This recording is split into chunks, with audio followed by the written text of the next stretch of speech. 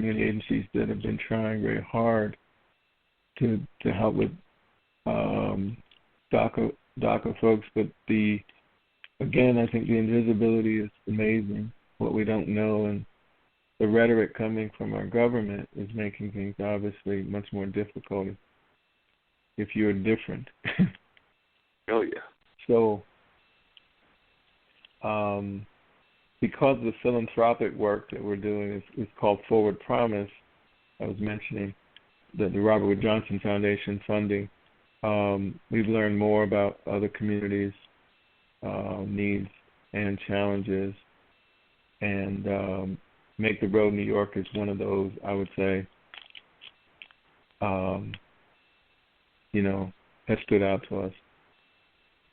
Have you had any luck? I mean, one of the things that Philly is definitely being known for lately is the tremendous success that y'all have had with your athletic communities, just having one last week with the NCAA with Villanova, and then, of course, several months back winning the Super Bowl. So I was wondering, have you had any luck in terms of having any of the athletes in the community help you with some of this research? Because I know a lot of times our youth want to hear what our athletes have to say and what they've gone through. So I was wondering if you've had any kind of experience with having any dealings with the athletes, be they some of the Eagles, be they some of the Flyers on the soccer side, or the Phillies, or any of the other sports teams that are out there, including Villanova. Well, with somebody from North Carolina, you know a lot. That's pretty good. I think we're a happier city, honestly, right? People get in a bad mood, all you got to do is say the Eagles won the Super Bowl and people will stop fighting with each other. But I think Malcolm, the cornerback for the Eagles, has been known as a very powerful person, and it's somebody we would actually like to get more time with. But it hasn't developed yet, but we're very interested in trying to increase the contact with our sports heroes here now, and those who are definitely committed to community work. Yeah, it seems to me that that's one of the things we have seen is a rise in our entertainers and in our athletes across the community of trying to do a little bit more community involvement. I've seen that here in North Carolina, but also just throughout the country. It seems more and more of our athletes and entertainers are starting to realize the role that they play in terms of being role models, and even though some of them may not want that title, but they still more than seem to be grasping it and even not just identifying with it, but also like letting it be something that they don't mind being part of their identity. Yes, and I know, the work of some folks who have been trying very hard to get more athletes to be philanthropic have done a lot of work on trying to help athletes, groom athletes to understand what the politics are happening in neighborhoods that many of them have come from, and what does it mean to give and sustain giving for communities that look up to them and but need their presence even more. Yeah, because I was just wondering, even in your own work, when you would talk to the youth and everything, did you find that a lot of the youth were identifying with what Colin was going through when he was identifying with the Black Lives Matter movement during that time, and actually lost his job, which he's still unemployed at the moment. Hopefully he'll find somebody that will employ him sooner or later. But I was wondering, in the course of conversation, did you have people that were wanting to talk about that and identify with that? Yes. And in many respects, part of the racial socialization curriculum that we have, racial literacy curriculum, we can talk about Emmett Till and Trayvon Martin and the power of the legacy of that, but also why to connect to what Colin was doing, so that, and notice what happens when you stand up for your voice, how people dismiss your humanity. I mean, just watching how people derided him was a lesson in of itself for young people, and the commitment to take your talent and realize that you could be really talented and people can still reject you. because of racial matters, and that takes real courage. Did you notice in your research, you just mentioned Emmett Till and some of the others, have you found that a lot of our youth actually understood or knew the history of Emmett Till or some of the other victims of the Mississippi violence that are part of history, or are we still finding our school system stuck with, like, for lack of a better term, the superheroes that everybody knows? And by that I mean like the Martins, the Malcolms, the Harriets, the Frederick Douglasses, the Marcus Garveys, W.E.B. Du Bois, those kind of names that, of course, are, throughout the history books. But I'm wondering how much you're finding our youth actually know about folks like Emmett Till and some of these other things that were definitely part of our history, but I just don't know how much is out there in terms of our school systems actually doing a good job of letting that be known. Yeah. No, I'm finding that we don't know as much as we think we know, and I think that's part of the problem. Our students didn't know much about Emmett Till by 8th grade, and I think the other names you mentioned, Du Bois, still be not a popular knowledge. And so my colleague Ebony Thomas at Grad School of Education, she does work on children's books, and she has said for a while that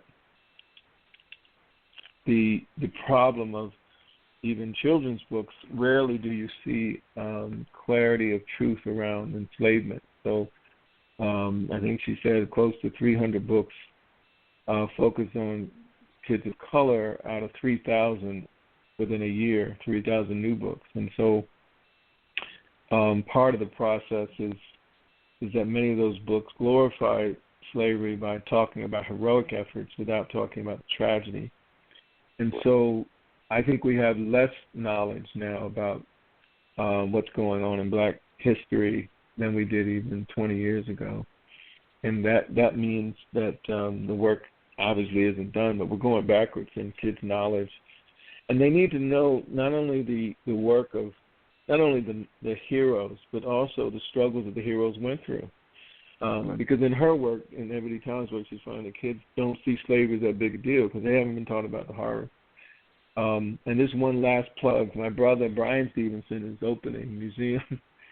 He and his group at Equal Justice Initiative opening a museum in Montgomery, Alabama. Oh, wow. In April 26th.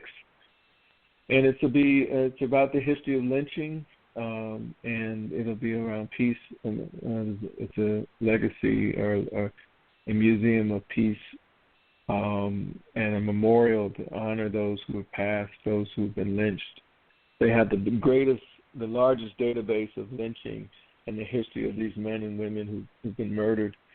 But it's based on the notion that slavery hasn't gone away. It just evolved and has led us to mass incarceration. And so the museum will track that as well as give people a haunting understanding of the trauma and legacy of lynching in this country. And that is an example of why you would want to talk to young people in their own way, developmentally appropriate about our history, and then feel triumphant about how we still are able to have made it this far. Because that is something that we hear more and more of, particularly, we heard it a lot during the Black Lives Matter movement. We've heard it of definitely even among the folks that are against certain kinds of guns and things of that nature being allowed to all citizens. But there's definitely that whole concept of the school to prison pipeline, and that is something that a lot of folks do seem to have at least some understanding about, but I don't know if they have a full understanding about it, because I remember I'm even thinking about that movie 13 that was done that actually explored some of the history of how the prisons were tied into the slavery system and how they kind of grew up together and everything. But a lot of folks may not necessarily understand what that history was all about and the tie between prisons and overseers. Yeah, yes. My brother was in that, actually, and so 13th. And again, the more you know, the more you realize, wow, I didn't really know. So, yeah. A lot of times folks don't understand that history until we've actually getting the chance to see those kind of films, and sometimes they take forever to get made. I mean, I know Devereaux wanted to do 13 for some time, but it didn't get made for a long time, and then it finally got out there, and now it's circulating, and a lot of people are understanding what that story is about. And the same thing even with Hidden Images. Because a lot of people didn't understand that there were some sisters that were making some very important decisions in order for us to get folks into space. So that movie came out and exposed that history that was known to those in NASA, but a lot of other folks had no clue about those ladies that were doing all of that research that helped the astronauts get up to the moon. So, and I'm sure there's many other stories like that that we don't know that we need to be learning about and told those tales. But sometimes we get too stuck on going to follow the stereotypes and those things that we know will be successful. I have a friend of mine who was telling me that he gets tired of those movies at some of the film festivals that are strictly the shoot 'em up, bang me up kind of gang-oriented kind of movies that we put out there among our youth, when there are so many other stories that need to be told about some of our great histories that have not been told yet. Yes, absolutely. Definitely got to get more of that information out there. Hey, Dean. Yes, sir. What you been thinking? You know, I have to pull you in as we wind down. So what you been thinking? What you got to say about the conversation? You know, I can't let you just listen all day long. Oh, ain't nothing wrong with that, man. I don't mind listening and just lay back sometimes. But when you talk about, I don't know, when we talk about us, I say us as black people, sometimes I think we often want everyone to be on the same ride when they're not. People have different opinions of things. People have different ways of accomplishing things. You were right when you said people don't want to even have conversations. They're non-confrontational at this point, but confrontational at the same time. So they don't want to discuss the real issues or anything like that, but they would be quick to point out something that they do not like, something down that they may not be familiar with, and it puts a further divide between all of us. You talked about using the N-word. All right, so now they've taken a word that, growing up, that was fighting words. You say that word, you might as well call me a bitch. And we're going to fight, and we're going to fight all day long. But now they say they've empowered the word and they've taken ownership of it. I still don't really understand that concept, but you know what? People of like minds often associate together. So now you could try to tell them, and you can give them a whole breakdown of where it comes from, where it's going, where it's been, and they'll call you a nigga as soon as you finish talking. And you can't really get into the mindset of what they're thinking, because even if they explain it to you, you're like, you know what? I still don't understand. I'm still confused. No matter how long they talk, I'm still going to be confused. So now I got to the point where it's like, okay, well, for those who want to do something different and want to do something better, if I'm in a position that I can help them, then I will. For those who are not ready yet, you know where to find me. I'm not hard to find, and I'm easy to get along with. So when you're ready, you let me know, and we'll show you something different. Until then, we'll just let you do what you feel is right, because I have to take care of those that depend on me for whatever it may be, positive, to try to uplift.